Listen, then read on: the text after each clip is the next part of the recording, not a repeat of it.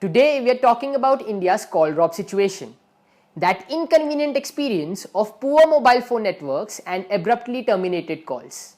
Yes, there's a real reason behind it. India has a huge number of mobile phone users and this number is increasing steadily. But as the numbers of users increase, the quality of service only seems to be getting worse. So what's the deal with the call drops?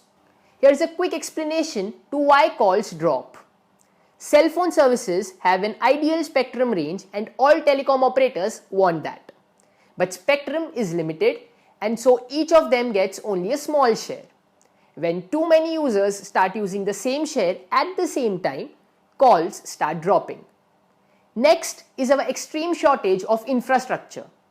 We simply don't have enough call towers to handle the immense traffic.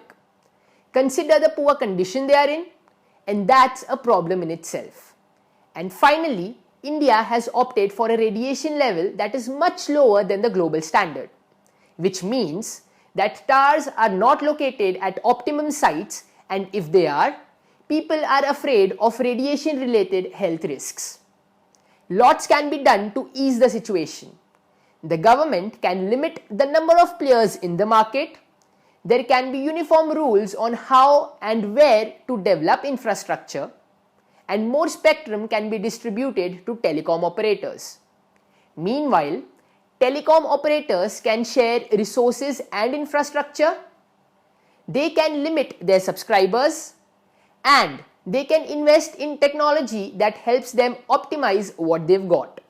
This month, TRAI instructed telecom operators to compensate mobile users for the dropped calls.